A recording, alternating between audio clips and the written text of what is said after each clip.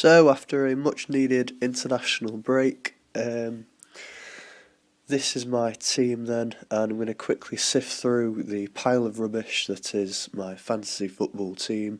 And if it wasn't for 5 goal superstar Sergio Aguero and Sir Dimitri Payes, I'd have quit FPL 2 weeks ago before the international break, as I'd have had a bad a week as Newcastle at the Etihad.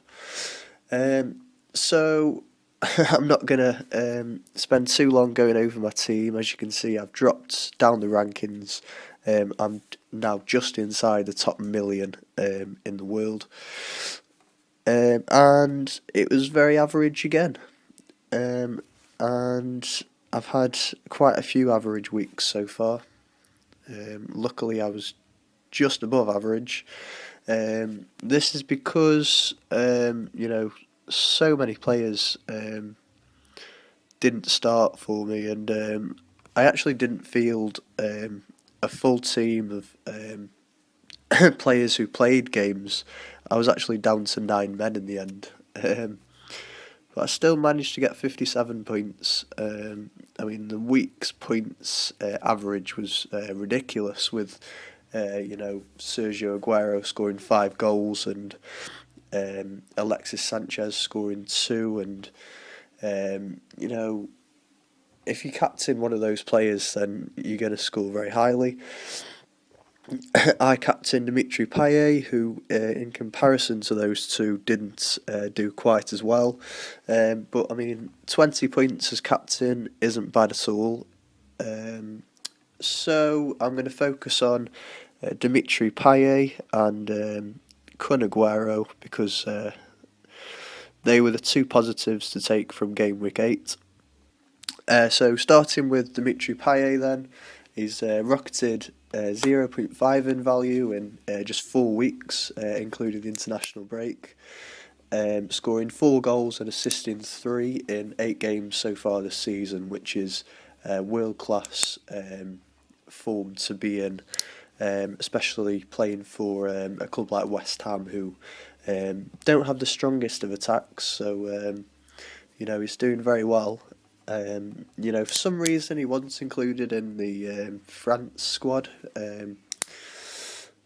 over the past week, despite being man of the match in all of the 4 games, in the last 4 games where he's been outstanding, and he's really come into fine form of late, and I was wrong to doubt him at the start of the season. I thought 7.5 was expensive for a West Ham midfielder who I didn't think had great fixtures, but I mean they beat Arsenal and beat Manchester City as well.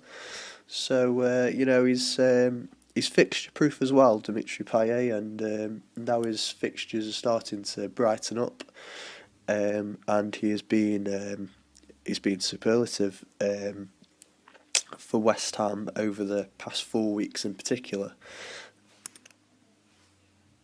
So I actually started the season with Nasser Chadli, who is 0.5 less expensive, and I thought that was better value, but when it came to game week 3, I played my wild card and put Payet in there, realising that I had made a mistake, and I haven't regretted my decision since. And I think he'll continue to score big for me, and he's starting to show his potential, and 29.3% of teams have Payet in them, and I was one of the 11% just a few weeks ago. So I've gained quite a few pounds on Dimitri Payet, and my team value has gone up due to that, despite having so many players that are out of form and are losing their place in the team. So on to Sergio Aguero then, and he's had an historic week, you could say, against a poor Newcastle defence, but to score 5 goals in a single week is pretty damn good. So on to Sergio Aguero. I should have captained Aguero, and this is the fine margins that I've been talking about. Because if I'd have captained Aguero, I'd have got nearly half of my overall total. Um, I'd have got 25 more points than I did get. And Aguero's now gone up in price because people are starting to think that he really is a season choice, and he is definitely going to stay in my team for the entire season if he stays injury free. And I think he's well worth 13.3 million if I'm truly honest. Should have captained Aguero. Why didn't I captain Sergio Aguero? This is a player who is capable of scoring hat tricks when he's fit and injury free. Captain Kun scored 5 goals and would have got you 50 points. And I was one of those who didn't captain Aguero, sadly. As I didn't see the goals coming for him. I saw him scoring goals, but not all in one game, and I thought they'd be more spread out than 5 in one game, which is unheard of, really.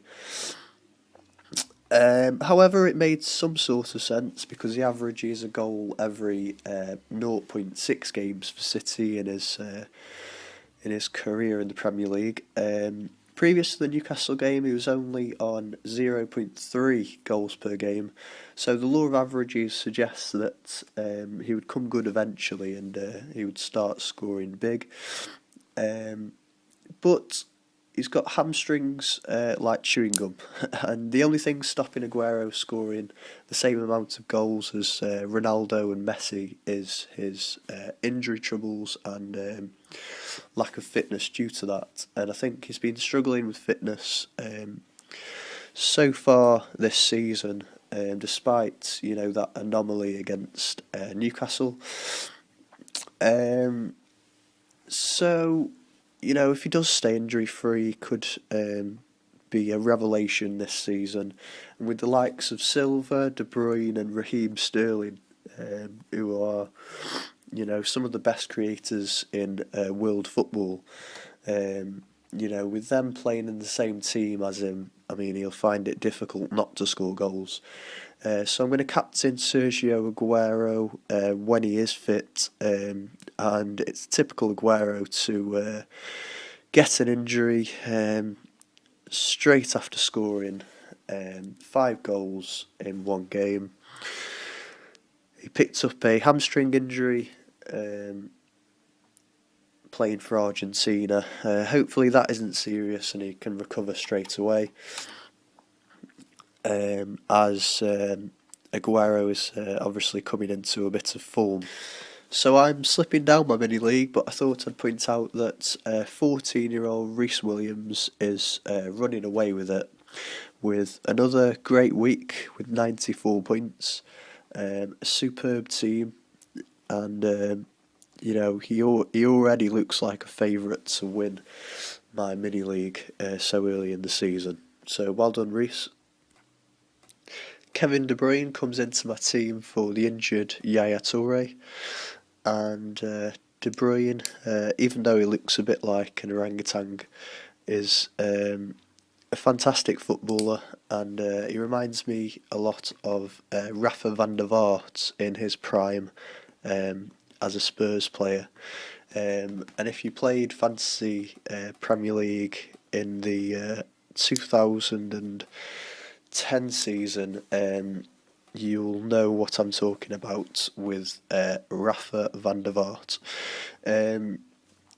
I should have taken a 4-point hit to get De Bruyne for the injured Yaya Toure last week, but I told myself never to take a 4-point hit again after Martial didn't make up the points in game week 7, but you know, I decided not to take a 4-point hit to get him in for Yaya Toure. Just typical, really, isn't it? And I've decided to go against my principle of not taking 4-point hits by getting Ashley Williams in for Mark Muniesa, who has lost his place in the Stoke team. Williams has some.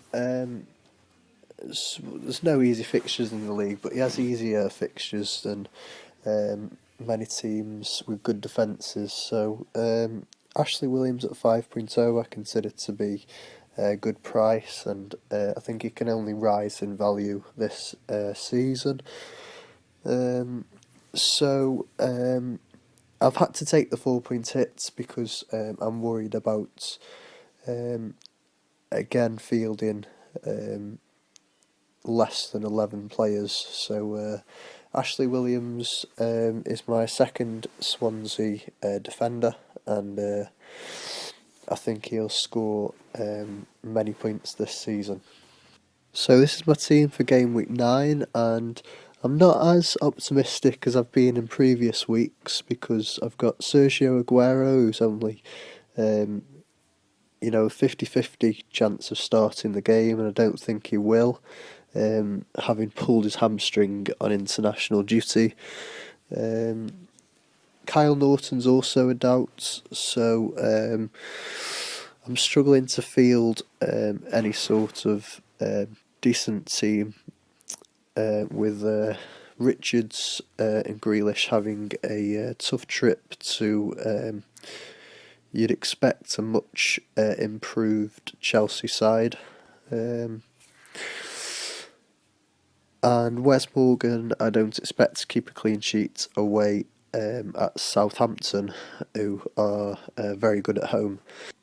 And sorry to Stoke fans out there, I've decided to double up on Swansea's defence, hoping that my team Stoke don't score against Swansea, but this is my FPL team and I'm very serious about getting points, so I've gone head over heart with the Monday night game, and I've benched Jack Butland as well, and played Begovic, as I think he will keep a clean sheet at home to Villa. So that's my team for game week 9. I'd like to know what your team is.